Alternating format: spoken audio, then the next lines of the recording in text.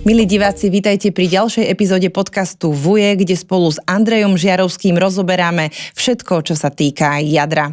Tento podcast pre vás pripravujeme už 3 roky a Andrej Žiarovský naozaj rozobral všetko o jadre od A až po Z. V jeho prípade od A až po Ž.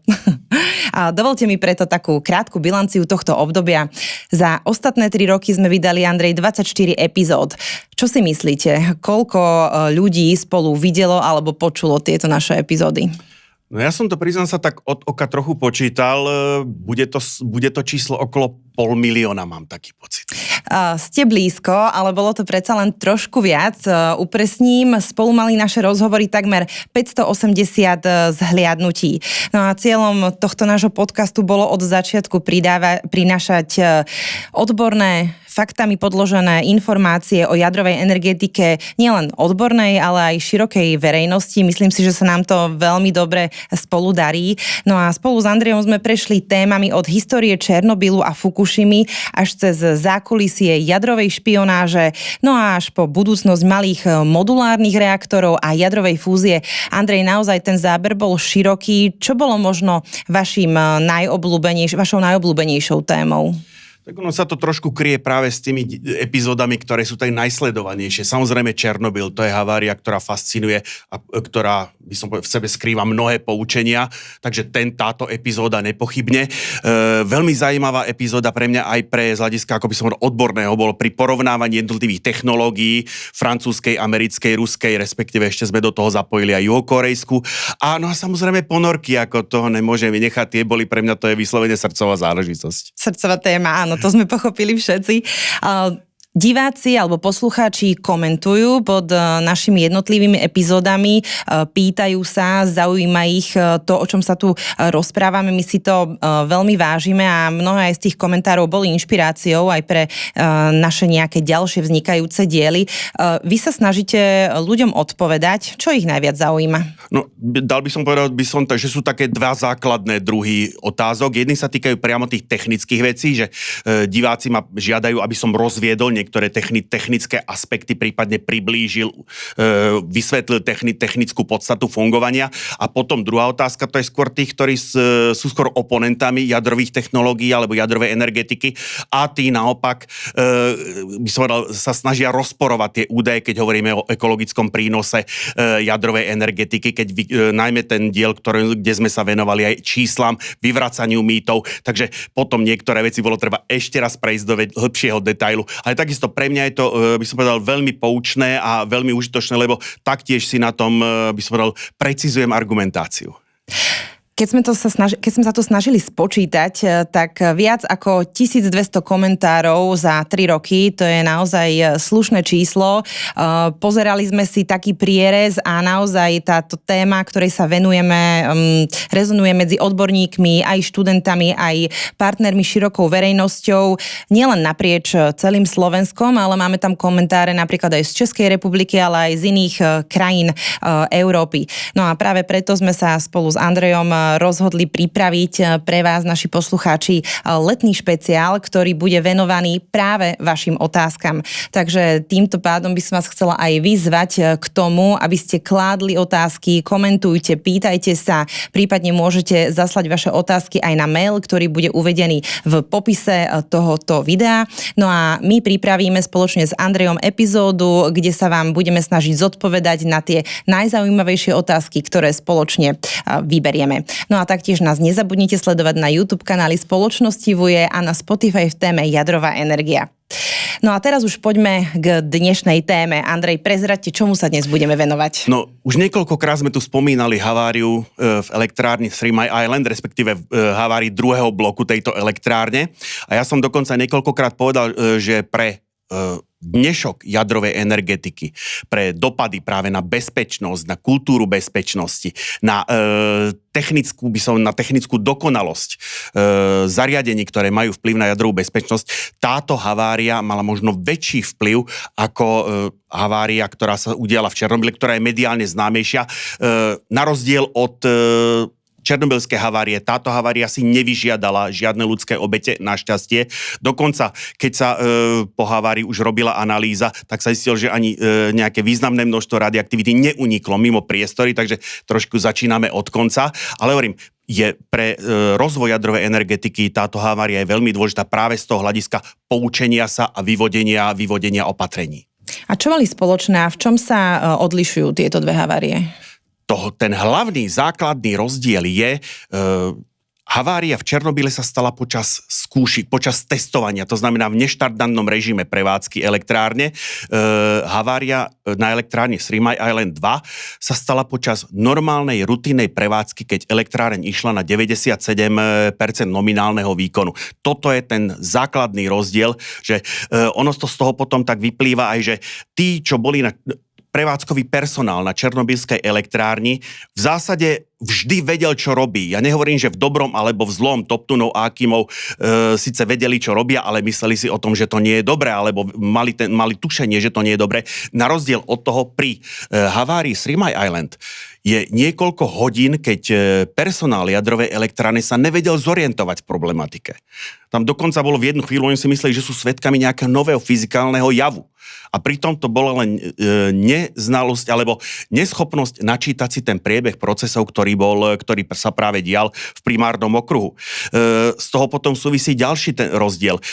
Je to paradoxom. Černobylská elektráreň, černobylský 4. blok bol do poslednej chvíle v poriadku. Technicky všetko, čo malo fungovať, čo nebolo zámerne vypnuté, fungovalo. Havária na elektrárne Three Mile Island sa začala z technickej závady a s omylom uzavretého alebo zo zabudnutého ventilu. Takže toto sú tie podstatné rozdiely, ale je tam aj jeden spoločný znak. Tak ako černobylské havárii predchádzal podobný incident, ktorý sa udial na elektrárni Sosnový Bor a prevádzkový personál nebol o tomto informovaný, tak havárii na Three Mile Island dokonca predchádzali 3 incidenty.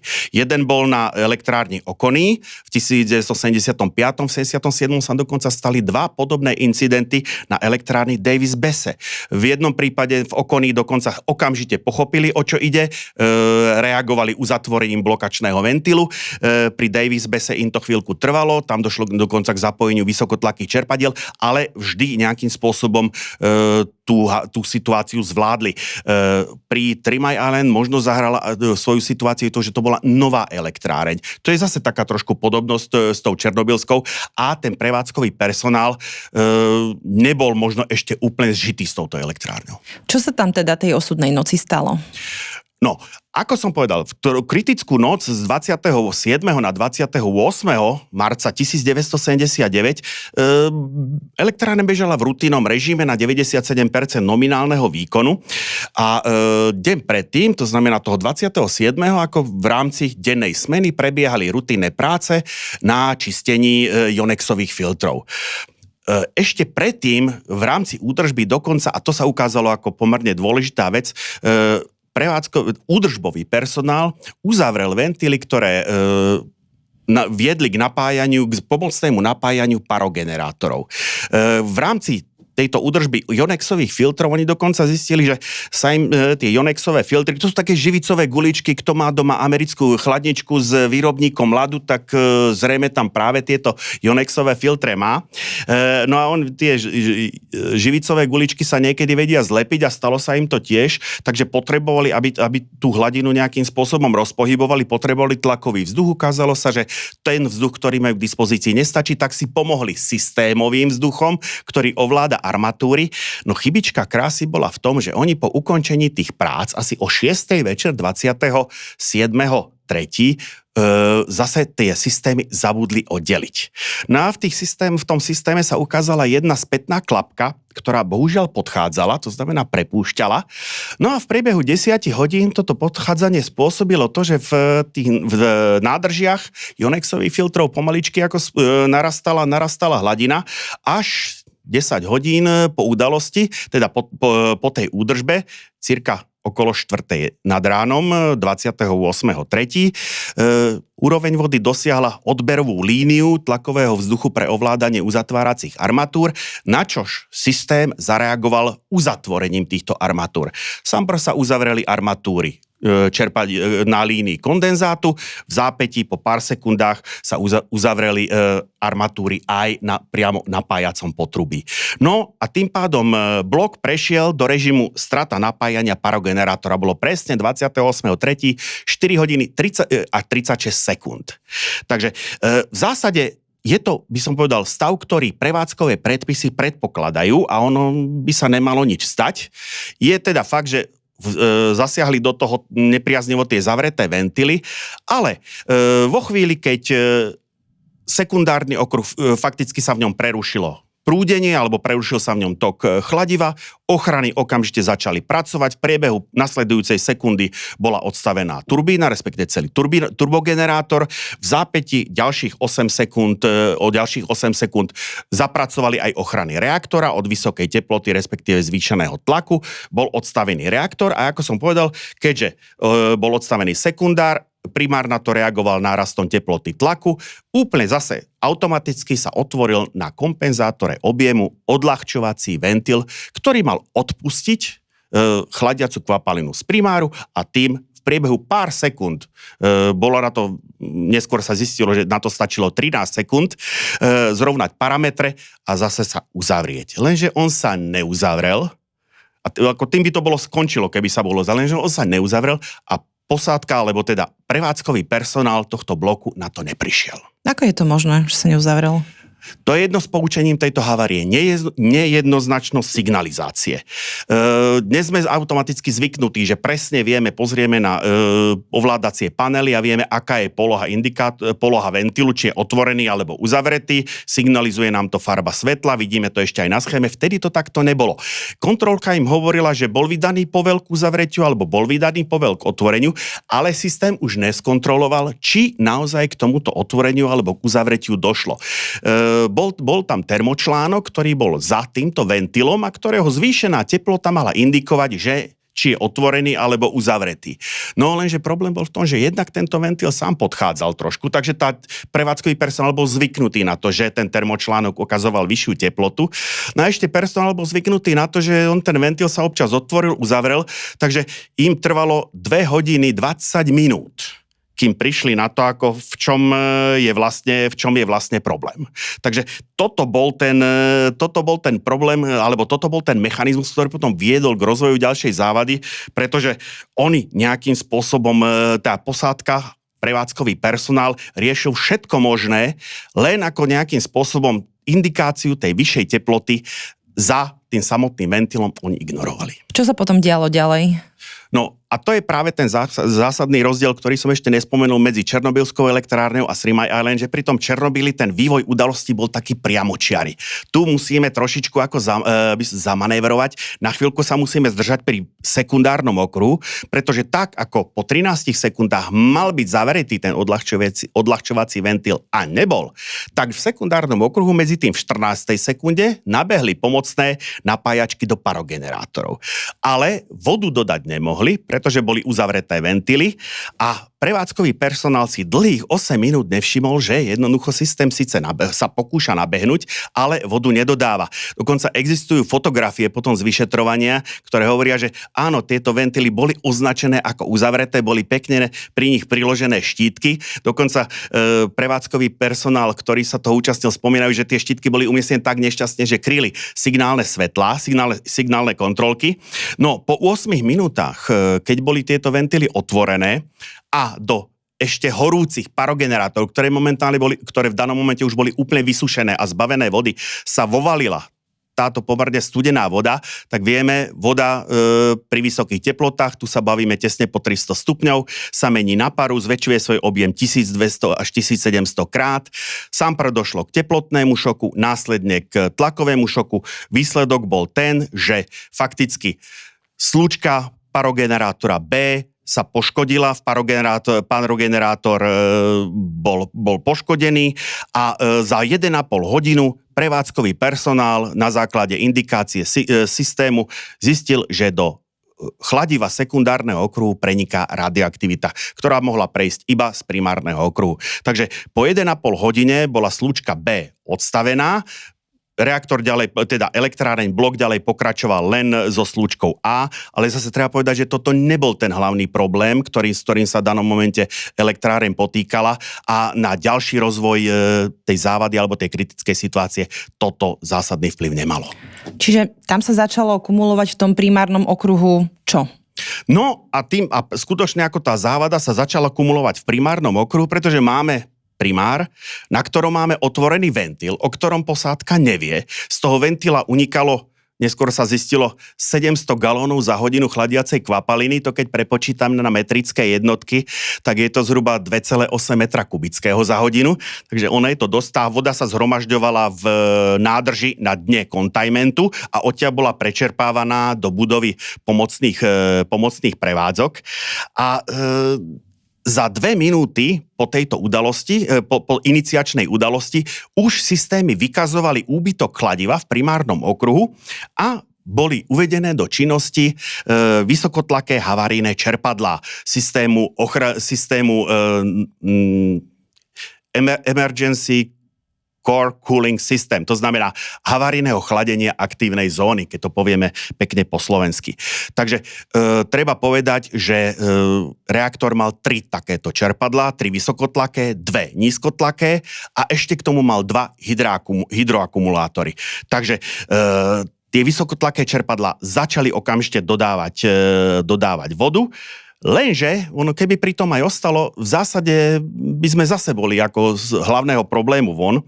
Lenže prejavila sa konštrukčná vada, o ktorej prevádzkový personál nevedel. Ten kompenzátor objemu, ktorý bol pripojený k horúcej vetve primárneho okruhu, bol pripojený krajne nešťastným spôsobom. Nebol tam dostatočný výškový presah a dokonca pripojenie toho spodného konca kompenzátora objemu k primárnemu okruhu vytváralo tzv. Sifón. Sifón poznáte doma, máte to v umývadle, len v tomto prípade, vo chvíli, keď máte pracujúce vysokotlaké čerpadlá a na druhej strane otvorený ventil, ono to vyvolalo dojem u prevádzkového personálu, že primárny okruh je preplnený. A tým pádom nenapadlo ich nič iné, než po minúte práce týchto vysokotlakých čerpadiel tieto čerpadlá vypnúť.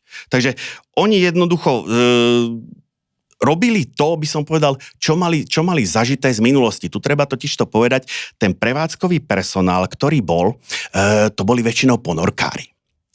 A v tých stiesnených podmienkach ponorky to najhoršie, čoho sa báli, alebo čo im mali, čo do nich bolo ako vkladané počas školení, nepripustíte preplnenie, pretlakovanie primárneho okruhu, čo je vo chvíli, keby tam došlo k nejakému neriadenému úniku v dôsledku toho pretlaku, tak v tých malých priestoroch ponorky by to robilo ako samozrejme veľké problémy. Notabene, keby boli pod hladinou, tak dosť vážne problémy. Takže z tohoto pohľadu, ako oni konali tak, ako im velil inštinkt, súc neorientujúc sa celkom v tej problematike alebo v tom technickom stave, ktorý momentálne bol, tieto čerpadlá vypli, no a v priebehu 15 minút sa začali diať veci, ktoré pre nich boli totálne nepochopiteľné. Za 15 minút hlavné cirkulačné čerpadlá na slučke A, ktorá zostala pracovať, tak začali vykazovať nenormálny chod. Tie čerpadlá už reagovali zase na pokles množstva chladiva v primárnom okruhu. Výsledkom bolo, že po hodine aj štvrť, to znamená o 5:45, museli jedno čerpadlo odstaviť, na každej slučke boli 2 čerpadlá.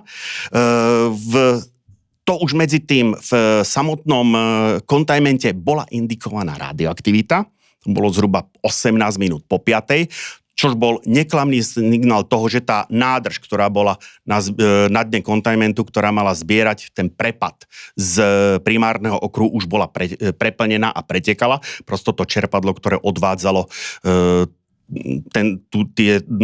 chladivo primárneho okruhu, ktoré bolo prepustené cez odľahčovací ventil, prosto nestačilo odvádzať. A dokonca o ďalších 20 minút, cirka o 3:45, bolo odstavené aj druhé čerpadlo. Takže v tejto chvíli už sme skutočne v dôsledku otvoreného ventilu a v dôsledku vypnutia vysokotlakých čerpatiel už nám havária prerástla do stavu loss of coolant accident, to znamená strata chladenia primárneho okruhu. Situácia už začala byť vážna a v tomto okamihu asi o 6 hodín 22 minút oni konečne prišli na to, že ten kritický odľahčovací ventil ostal odstavený. Zavreli následný blokovací ventil, ktorý bol paralelne s ním radený, takže únik mali odizolovať a o 7 hodín 13 minút ho otvorili zase. Prečo ale? No to bol práve ako ten, by som povedal, ten zvyk z tých ponoriek, že oni stále nevedeli prísť na tú príčinu, napriek tomu, že identifikovali, že ono to uniká, lenže v danom momente už po tej 6. Už dochádzalo k obnažovaniu aktívnej zóny. Aj ten tlak, ktorý predtým obstarávali vysokotlaké čerpadla, ale s dodávaním chladiva, tu už obstarávalo to, že fakticky v primárnom okruhu sa tá voda varila. Pod vrchlíkom reaktora už sa vytvorila fakticky bublina, ktorá obsahovala vodu aj paru a bývalí ponorkári to stále vyhodnocovali jednoducho, že ten primár je preplnený. Ako stále im nedochádzalo, stále nevedeli vyhodnotiť ten správny stav, že oni v skutočnosti sú úplne v opačnom stave, v ďaleko horšom stave, že jednoducho už majú obnaženú aktívnu zónu a tá aktívna zóna sa im pomaličky začína taviť. Aby to nebolo také jednoduché, ona im začala pretiekať aj tá nádrž, v ktorej sa zhromažďoval to prepadnuté chladivo primárneho okruhu v tej budove pomocných prevádzok. Prerazilo to poisťovací ventil a začalo to tiecť po schodoch. Takže toto bol ten ďalší problém, s ktorým museli sa bojovať. Výsledkom bolo, že o 7 hodine vyhlásili vnútorný stav núdze, to znamená stav, ktorý sa vzťahoval vyslovene len na prevádzkové priestory. A teraz je zaujímavé, že oni skutočne už v danom momente skúšali všetko možné aj nemožné. V analýze potom z priebehu tejto havárie už je aj taká vetička, že niektoré kroky tohoto prevádzkového personálu, ale to už nebol len prevádzkový personál. V danom momente na blokovej dozorni bolo asi 50 ľudí. Takže medzi tým došlo aj k prestriedaniu, to znamená nočnú smenu, ktorá nastúpila o 11. večer, ráno vystriedala ďalšia smena. Medzi tým tam došli zástupcovia výrobcu, ktorým bola firma Babcock Wilcox. Medzi tým tam došli aj zástupcovia regulátora NRC, hovorím dohromady 50 ľudí, ktorí sa snažili prísť na to, čo sa vlastne deje. A zase raz zapli, raz vypli, je tam niekoľko skutočne, napokon o 7:20 zase zapli tie vysokotlaké čerpadlá, niekoho to napadlo, lenže v danom momente v tom reaktore pod tým krytom už bola tak natlakovaná bublina pary a vodíka, že tie vysokotlaké čerpadlá to už v danom momente nedokázali pretlačiť. Spätne hodnotené, skutočne v danom momente už sa rozbiehalo tavenie aktívnej zóny. O pár minút na to, aj vzhľadom k šíreniu radioaktivity, už im nezostalo nič iné, len vyhlásiť stav všeobecnej núdze. O pár desiatok minút, pár minút pred 8 nastalo k takému nárastu tlaku v kontajmente, že zase zapracovali ochrany kontajmentu a oddelili kontajment od zbytku sveta. V tomto prípade to bolo užitočné, pretože vďaka tomu sa zamedzilo ďalšiemu úniku radioaktivity do tej budovy pomocných režimov, pomocných prevádzok. Takže aspoň bol v tejto chvíli, by som povedal, ten únik, ten zdroj havárie izolovaný. No, o 10:30 už bola radioaktivita aj v samotnom Velíne a prevádzkový personál musel začať používať osobné ochranné prostriedky a v tomto momente sa práve objavili tí názory, že my sme asi svedkami nejakého fyzikálneho javu, ktorý bol doteraz nepopísaný. No ale nič to nemenilo na tom, že jednoducho oni stále chaoticky skúšali pracovať s tým blokovacím ventilom, zapínali, vypínali tie vysokotlaké čerpadlá, ako hovorím, dosť takom chaotickom poriadku, až dá sa povedať niekedy o 11:30 konečne, ale dodnes nie je jasné, že koho to vlastne napadlo, že v akom stave sa nachádzajú a podarilo sa im medzi 11:30 a cirka 1 hodinou sa im podarilo aspoň docieliť to, že aktivovali otvorenie hydroakumulátorov a do aktívnej zóny dodali asi 3 kubické metra borovej vody. Toto bolo veľmi dôležité, že konec koncov asi táto dodávka tejto vody zabránila tomu, že vo finále nedošlo k pretaveniu tlakovej nádoby reaktora. Takže aby ale nebolo všetkým problémom koniec, o 13:50 došlo v priestore kontajmentu k malému výbuchu vodíka. Takže ako ten vodík skrze, alebo to, čo unikalo skrze ten odľahčovací ventil, to už bola voda, para a prosto všetko, čo v danom momente z toho primárneho okruhu unikalo a ten vodík sa skoncentroval v kontajmente.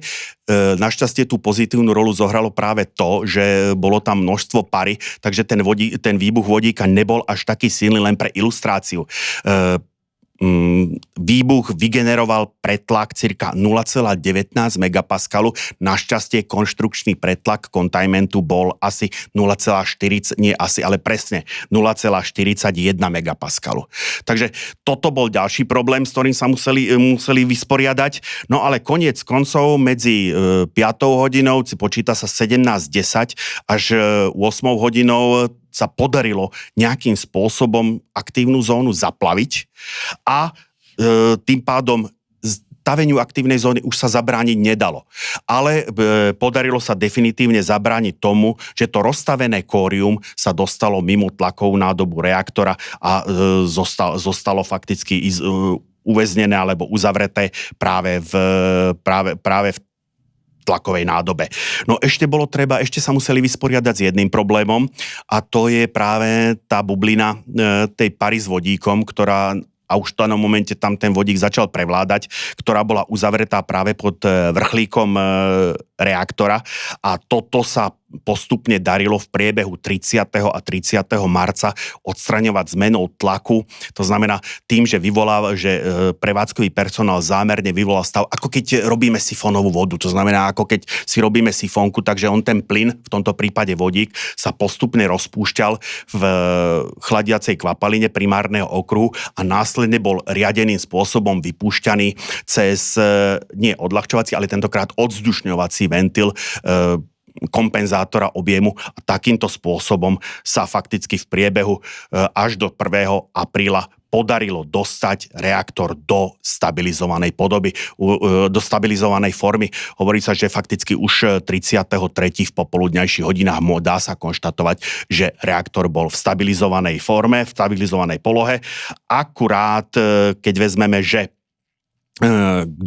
ešte stále by som povedal, bol v horúcom stave, tak jeho vychladenie pod 100 stupňov Celzia, to znamená dopracovanie sa do tzv. Studeného stavu, sa dosiahlo až 7. apríla v dobedňajších hodinách. To znamená, v danom momente toto je ten termín, ktorý sa považuje ako za koniec havárie. Aké boli dopady tejto havárie na ľudí a na životné prostredie? Je tu ten paradox, že tu hlavným problémom nebola radioaktivita. Tu bol informačný chaos. Pretože okrem toho, že, jak som povedal, že na tej blokovej dozorni v tom Velíne, že bolo asi 50 ľudí a v zásade v jednu chvíľu to tam ako keby nikto neriadil, tak zase na druhej strane samozrejme oni boli informované aj civilné zložky, bol informovaný guvernér štátu Pensylvánia o udalostiach, takže už zasadal krízový štáb, prejavila sa absencia nejakého krízového plánovania, nejakých príprav, bolo vydané doporučenie, ako aby sa ľudia zdržiavali doma a do toho niekto prišiel s informáciou, my sme namerali radioaktivitu na úrovni 12 milisievertov za hodinu. 12 milisievertov za hodinu. Je to veľa alebo málo? Prosto číslo bez kontextu alebo bez toho, že by bolo jasne definované, kde bolo namerané, nemá veľkú výpovednú hodnotu. Ono je to samo o sebe 12 milisievertov za hodinu je dosť. Takže vo chvíli, keď si to vyložili, že to je namerané niekde pri plote elektrárne, tak v tej chvíli, ako sa začala panika, dokonca guvernér nariadil evakuáciu, ono dokonca ešte medzi tým prebehla nejaká samoevakuácia, lebo v dôsledku tých, by som povedal, toho informačného chaosu veľa ľudí podľahlo panike, potrhnuté, spočítané svoje obydlia opustilo asi 156 000 ľudí, čo predstavuje asi 20% ľudí, ktorí bývali v cirka 20 mílovom okruhu. 20 míl, bavíme sa nejakých 36-35 kilometrov, takže toto bol najväčší problém. Pretože vo chvíli, keď už ako keby sa teda emócie usadli a začalo sa pátrať, odkiaľ je vlastne tých 12 milizievertov za hodinu, tak ono sa zistilo, že to nameral vrtuľník, ktorý zrovna preletel ponad ventilačný komín vo chvíli, keď oni riadene vypúšťali tú paru s tým vodíkom z toho primárneho okruhu. Už fakticky, keď potom robili kontrolné meranie, oni zistili, že aj táto aktivita sa tak narieďovala, že fakticky za plotom elektrárne už boli tie dávky už v norme. Takže z tohoto pohľadu, ako skutočne jedno z tých poučení pre ďalší vývoj jadrovej energetiky aj pre krízové plánovanie je práve tá potreba jednoznačnej komunikácie a riadenia informačného toku, pretože jedna vec je mať informácie, druhá vec je vedieť ich správne vyhodnotiť.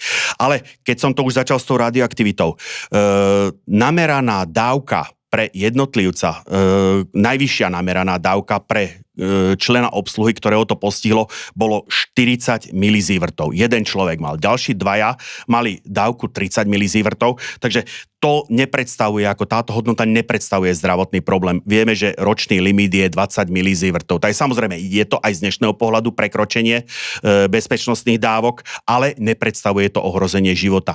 Keď vezmeme ani zdravia. Keď vezmeme obyvateľstvo, tak tam priemer dávky sa pohybuje od okolo 0,08 milizievertu a maximálna dávka pre obyvateľa bola vypočítaná v hodnote 0,4 až 1 milizievert. Takže sme v hodnote fakticky dávky z prirodzeného pozadia. Takže z tohoto pohľadu ono potom bolo aj konštatované, dokonca oni to potvrdili aj súdy.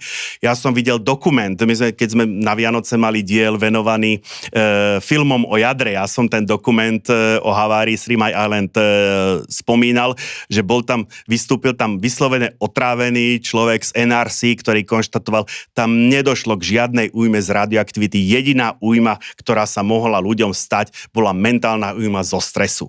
Takže ono je to také, je to zaujímavé, že TMI, tá skratka sa používa, ten akroným sa používa ako pre skratku too much information, ako priveľa informácií. A novinári to ako okamžite hneď prekrstili, že to platilo opačne, že tu je TLI, too low information, ako až príliš málo informácií. Takže z tohoto hľadiska skutočne tá havária je, čo sa týka poučení, veľmi komplexná. No a čo sa týka dopadov na samotnú jadrovú energetiku? To je práve to, o čom celý čas hovoríme. Boli veľmi komplexné a týkali sa prakticky každej činnosti. Jednak to bolo z hľadiska, by som povedal, takého všeobecného filozofického. Dovtedy sa na výrobu elektriny z jadra pozeralo ako na síce nový, ešte povedzme priam až netradičný spôsob výroby elektrickej energie, ale ako len na ďalší spôsob, ďalší zdroj elektrickej energie, bez nejakých osobitostí.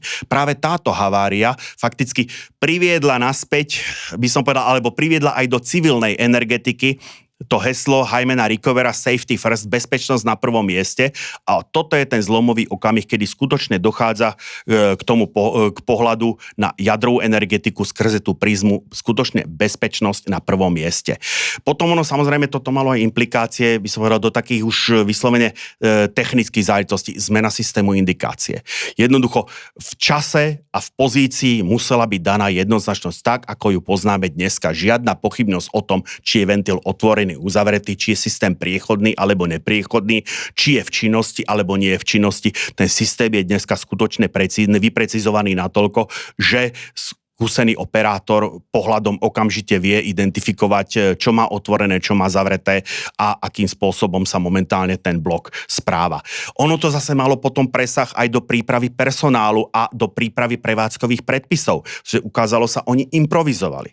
Oni jednoducho nevedeli, čo v danej situácii majú robiť, preto sa tam zrazu nakopilo 50 ľudí a jeden cez druhého a jednoducho laborovali s otváraním ventilu, so spúšťaním čerpadiel. Takže výsledkom je, že pre každý možný projektový postup alebo projektovú situáciu vznikajú jednoznačne, alebo boli vytvorené jednoznačne dané predpisy, jednoznačne daný postup, čo prevádzkový personál má robiť. A hlavne bol vytvorený systém, aby presne vedeli, kde ten postup majú. To znamená, aby nedochádzalo k tomu, že síce máme postup, ale nevieme, kde ho máme. Takže takisto dochádza fakticky k zmene organizácie práce na blokovej dozorni, priamo na velíne.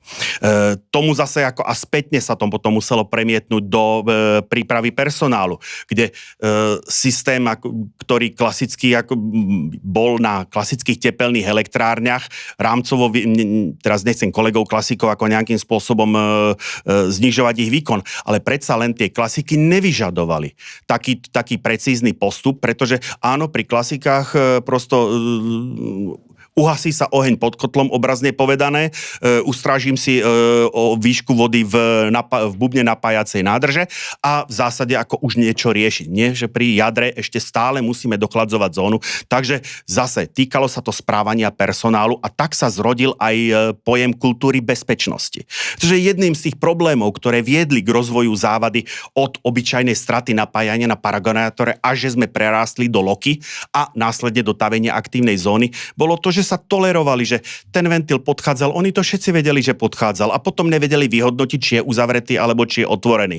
Že po smene niekto niečo nehal uzavreté a nepovedal nikomu. Ďalší problém. Takže toto je to, o čom tu niekoľkokrát sme už hovorili a čo spomínam veľmi často, to je tá kultúra bezpečnosti. Ja to vždycky zjednodušene hovorím, že personál elektrárne sa správa bezpečne aj vtedy, keď sa nikto nepozerá, ale ono je to hlavne o zodpovednosti, že vždycky tú prácu dotiahnem po sebe a dotiahnem a zabezpečím, aby po mne ten blok alebo táto technologické zariadenie, na ktorom pracujem, bolo v bezpečnom stave. Ono to potom sa premietlo do požiadaviek na kvalitu a aj na kvalitu prípravu personálu, aj na kvalitu výkonu práce.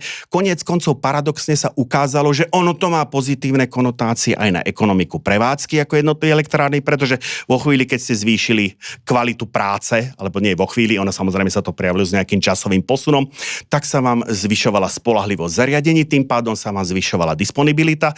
Takže pokiaľ sa bavíme, že na prelome 70. 80. rokov disponibilita jadrových elektrární bola úplne porovnateľná s disponibilitou klasických, či už plynových, uholných alebo iných elektrární a pohybovalo sa to na úrovni cirka 65% plus mínus, tak dá sa povedať, dneska sme sa prepracovali, že spoľahlivosť alebo disponibilita jadrových elektrární sa pohybuje na úrovni 85%, 90% je samozrejme taký zlatý štandard. Takže toto, samozrejme, zvýšenie disponibility zase zlepšuje ako ekonomiku tej elektrárne. Ďalším takým veľmi významným aspektom bolo trvalá prítomnosť dozoru na elektrárni. Dovtedy ono už sa s tým, ten americký NRC ako pohrával na niektorých takých najproblémovejších elektrárniach, už boli zriadené úradovne ako NRC, ale zrovna ako Three Mile Island nepatrilo k tým kvázi problémovým elektrárniam. Odvtedy ako, a je to už ako fakticky úzus pre jadrovú energetiku a takú, dozor udržiava permanentnú kontrolu nad každou jadrovou elektrárňou a sú ľudia, ktorí sa venujú len tej svojej elektrárni.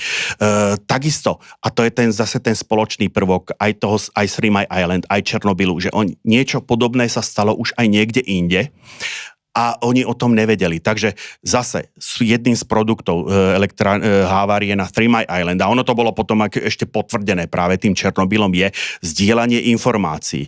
Boli vytvorené systémy ako medzinárodných kontrol. Boli vytvorené fóra pre prevádzkovateľov, World Association of Nuclear Operators. Systém bola výrazne posilnená úloha Medzinárodnej agentúry pre atomovú energiu.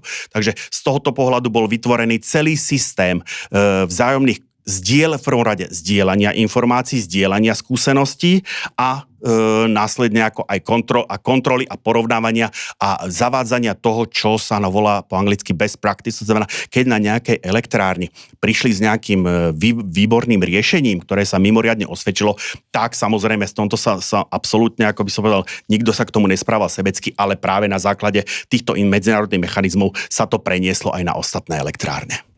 Logicky to teda z toho vyplýva, čo ste teraz hovorili, ale mala táto havária vplyv, alebo aký vplyv mala na naše elektrárne? Áno, táto havária mala dopady aj na prevádzku elektrárny u nás, na elektrárne VVR 440 v danom momente.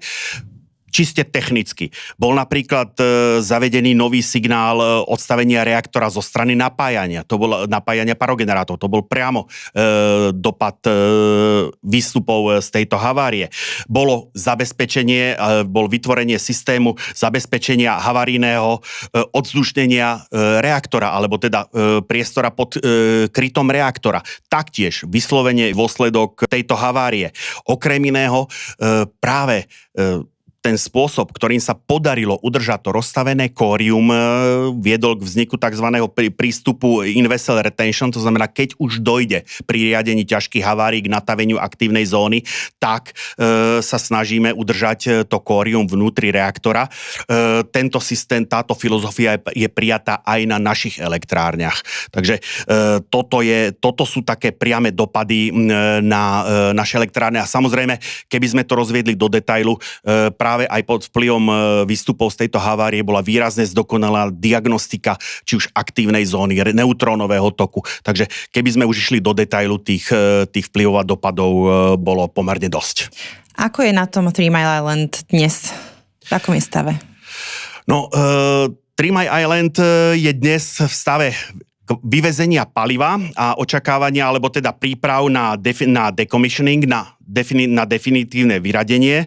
Ten prvý vstup do reaktorovej sály po havárii prebehol niekedy v polovici roku 1980 a ľudia, ktoré sa zaoberali odstraňovaním následkov tejto havárie, stáli pred otázkou alebo pred kľúčovou úlohou, ako zistiť stav aktívnej zóny.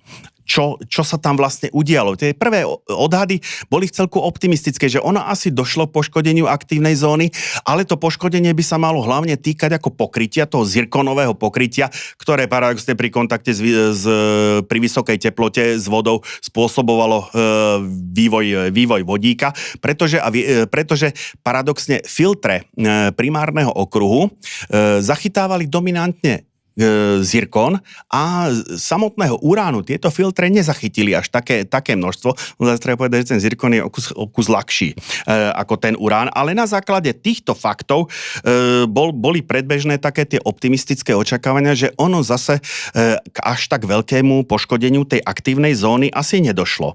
Lenže vo chvíli, keď sa podarilo vymyslieť spôsob, ako vpraviť kameru dovnútra aktívnej zóny a použili sa na to otvory alebo vstupy pre regulačné tyče. Dokonca ukázalo sa, že ani nemusia vymontovať kompletne celú tyč, ale prišli s technickým riešením, ktorým sa vyšrobuje len vodiaca šrobovnica, aj keď teda získaný otvor bol len cirka 3,6 cm široký, ale zase tam išlo, pretože čím väčší otvor, tým by bol väčší únik radioaktivity, takže toto bol taký rozumný kompromis. Takže na niekoľkých miestach sa im podarilo vpraviť kameru dovnútra aktívnej zóny. No a vtedy zistili, že 46% aktívnej zóny ako bolo natavených.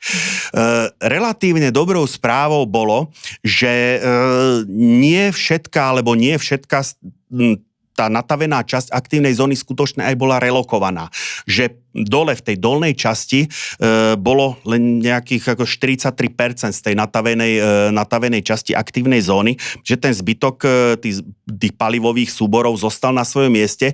Ona je to dobrá správa, ale pretože to znamenalo, že bolo potrebné pri doschladzovaní brať v úvahu vzniku neželanej kritičnosti, keďže veľká časť aktívnej zóny nemala porušenú vzájomnú geometriu. Čo ono v praxi to znamenalo, že aktívna zóna skutočne sa musela zalievať borovou vodou, aby nedošlo k vzniku nechcenej kritičnosti. Treba povedať, že všetky tieto postupy sa skúšali predtým, ešte než boli použité na tomto havarovanom bloku, na sesterskom bloku číslo 1, ktorý aj okrem iného kvôli tomuto, aj kvôli odstráneniu tých problémov, ktoré boli s tým odľahčovacím ventilom a následne by som povedal, s identifikáciou toho stavu, tak bol uvedený do prevádzky viac než o rok neskôr, než po tejto havárii. Napriek tomu, že ako on technicky ako touto haváriou poškodený alebo zasiahnutý nebol. Takže z tohoto pohľadu sa začali v rokoch 85 až 85 až 90 sa začali práce na vyvezení paliva. Dá sa povedať, že ku dnešnému dňu je vyvezených asi 99% paliva. Zostali ešte zbytky toho nataveného paliva, najmä za výstelkou a vostavbou tlakovej nádoby reaktora, fakticky to, čo drží alebo čo by malo držať tú aktívnu zónu na mieste. Takže plány sú, že toto bude odstránené do roku 2029, takže o 3 roky od dneška, alebo 2,5 roku od dneška. A v danom momente táto nádoba by mala byť aj samotná nádoba reaktora by mala byť zaizolovaná tak, aby po roku 2030, počíta sa, že tieto hlavné práce budú prebiehať niekedy do roku 37-38, že už bude prebiehať postupne po jednotlivých fázach demontáž budov, fyzické búranie chladiacich veží a postupne sa niekedy v rokoch v 40. rokoch, okolo roku 45 sa predpokladá, že už sa pristúpi aj k likvidácii samotnej tlakovej nádoby reaktora tak, aby v rokoch 52 až 54 blok Three Mile Island 2 ako sa dostal do stavu takzvaného greenfieldu, to znamená obnova územia ako až do zelenej lúky, obrazne povedané. Takže toto by mal byť ten výsledok odstraňovania následkov havárie. Tu je ešte medzi tými dopadmi na jadrovú energetiku, ja som si teraz uvedomil ešte jedna dôležitá vec. Ono to vyplývalo práve z toho, že mal tam byť odľahčovací ventil, ktorý mal niečomu zabrániť, nezabránil. Bol tam nejaký blokovací ventil, ktorý mala, keď tento nefunguje, tak ho mal prevádzkový personál zavrieť, no ale ho nezavrel. Bolo tam vysokotlaké čerpadlo, ktoré malo zabezpečiť chladenie aktívnej zóny, ale zase z nejakých dôvodov, v tomto prípade pre človeka, jednoducho k tomu nedošlo. A jeden z tých dôsledkov je zase zrod terminológie alebo prístupu, takzvaná obrana do hĺbky, defense to depth. To znamená, vytvárame systém bariér, aby jednoducho sa nenašla v tom systéme bezpečnosti niekde medzera, ktorou by si tá závada našla tú cestu. Ono sa to schematicky zobrazuje, ako keď nakrájame emmentál. To znamená, máme tam nejaké diery a keď prepcháme cez to špajdlu alebo trubičku, tak cez jednu dieru prejdeme, cez druhú, ale cez tretiu by sme už nemali prejsť. Takže toto je ten prístup a popri tej kultúre bezpečnosti, popri tom zrode pojmu kultúra, bezpečnosť alebo zavedenia skutočne do života, práve táto obrana alebo ochrana do hĺbky je jedným z najdôležitejších výdobytkov alebo jedným z najdôležitejších dôsledkov havárie Three Mile Island 2. Takto výstižne to na záver zhrnul Andrej Žiarovský, riaditeľ pre strategický rozvoj a medzinárodné projekty spoločnosti VUE. Andrej, ďakujeme za váš čas. Ja ďakujem. No a ešte pripomeniem našim poslucháčom náš letný špeciál, takže ak vás zaujíma čokoľvek o jadre, pýtajte sa v komentároch a my najlepšie otázky alebo vybrané otázky najzaujímavejšie zodpovieme v letnom špeciáli s Andrejom Žiarovským. Tešíme sa na vás, sledujte nás na YouTube spoločnosti VUE a na Spotify v téme Jadrová energia. Ďakujem pekne a všetko dobré prajem.